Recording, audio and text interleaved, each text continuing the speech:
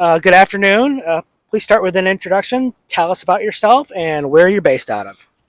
Hey, so I am Keira Grant, and right now I'm on the world's tippiest chair. So I am right here in New York, and I might be in the water in a moment. The Hudson I River, by know, the way, if you need to yes, find the body. yeah. I live in Raleigh, North Carolina right now. I am the artful nomad as well, and I am all over the place. So, yeah. Was there more questions, I think? No, there definitely is. Okay. What attracted you to the photographic medium? So my background is in music, and now I'm an oil painter, and I found myself attracted to kind of the adventure of learning how to be on film. I was really comfortable with my body, but not my face being photographed. And so I was learning a lot when I first started doing this. And I liked, it's really interesting that you do this collaboration with someone and there's immediately a product. Like immediately do it, you get feedback and you're like, oh, that's cool. Whereas when you do music, you might be doing the same piece over and over and over for 3 years, and those 16 measures are still never perfect.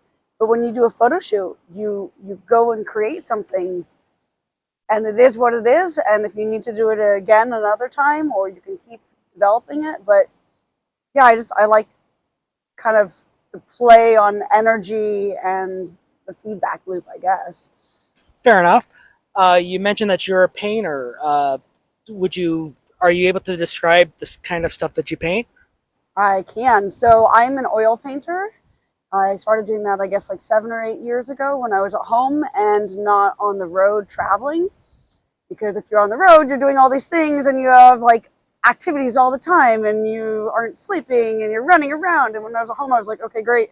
I want to be home. What do I do? Started painting. But lately, I have been painting a lot of impressionistic trees that look like figures.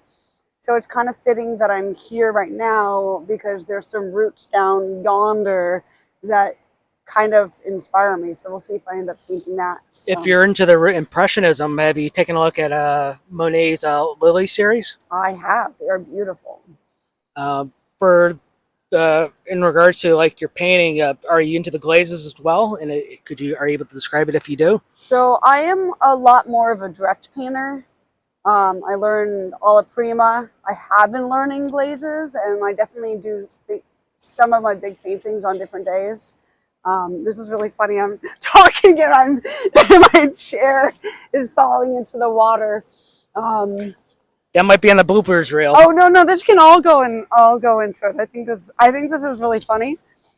Um, it's me, like I'm a comedy of falling into the water, and right now I'm wearing I feel like this is a Mario Brothers outfit. I have like a Oh, cashmere stop sweater it. with holes, all those things. Okay, ask me the Where's your next wrench question. then if you're Mario Brothers? My what? Where's your wrench if you're the Mario Brothers? Actually, funny story. I have I had pliers in my car earlier because I had to get off one of the little tire things and my fingers didn't do it. I don't know why it was too tight. So earlier today there were some tools in my hand. So You yeah. mentioned something about if I'm remembering right, you mentioned something about you indulge in music. Could you please elaborate on that? Yeah, so I went to school, I got a master's in music, and I never tell anyone what instrument it was until I meet them in person. So I will tell you, but I will not tell you, the listeners, I guess I'm until gonna we have to do throw out it. that particular question that I had prepared, but go ahead. So yeah. um, let's see, you've already done that. Work long enough in this business so you're bound to encounter some strange situations. Would you care to share one of yours? Yes, so the strangest photo shoot I've ever done is when I got hired to pretend I was dead and be checked if I was alive or dead by a doll. So this non-living thing was checking to see if I was alive or not. And then we switched roles, and then I was supposed to check if this doll was alive or not. And the punchline of this is the photographer didn't know that the other model he was hiring wasn't actually a woman, because now with AI you can manipulate the facial expressions, and dolls obviously have one expression, but this doll had like 25 different expressions. So No kidding. weirdest thing ever. It was super funny. How did that? Do you know how that particular shoot came out? Have you seen the results yet? I did. I mean, they're funny. It's super kitschy. Like normally, if you're supposed to look like you're dead, that would not be in my thing. Except this is just, it's funny because you swap off, and then in the end, like that to get like, I don't know. It's weird, but really entertaining. Well, I'm glad that you find it entertaining and humorous. For Totally not realistic, so therefore it works. Fair enough. For the sake of this question, respecting the model is the first piece of unspoken advice. What would be number two? Advice to a photographer or Either. What? Either. Okay, so if respecting the model. Shit, I'm not good with advice right now. Right now, maybe chairs that don't fall in the water. That's a photographer bad, by the way. Huh? That's a photographer bad, by the way. No, it's actually the river's fault. But I'll take it. I mean, respect covers most of things, and just assume that models are people and have conversations about things. I also normally think if you're new to working with models, you should learn the right way. But that's back to respecting. Man, I'm not Can you very please good on advice. Can you please elaborate on that? Learn the right way in what way? Just Do you mean talk to them? Do you mean email them? Do do what? you mean talk to them? Do you mean email them? Do you mean to I communicate with more them mean prior like when you're to? communicating, like some people are like really, really gruff. Like just assume that humans are humans and you need to be nice to them.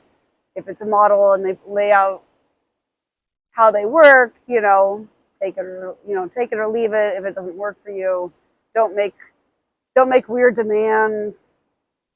I don't Sort know. of like along the lines of like respecting their Yeah, boundaries. that's what I'm saying, like in Okay. general. But I also think like if you're new to working with models and don't know how to do it yet, hire a model, because then I guess you'll get more advice than in the second. I was like, I have no advice right now. That I'm listening to the damn.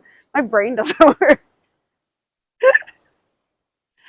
What would you consider one of your strengths? And you can What? interpret this any way you want. Popeye. And it's not Popeye's down there.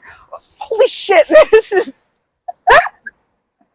Can you pan down to the chair, by the way, so you can show that when I fall, that this is the angle of the chair. Again, that's a photographer mistake. Poor planning. Okay, We'll do it. We'll just stand up.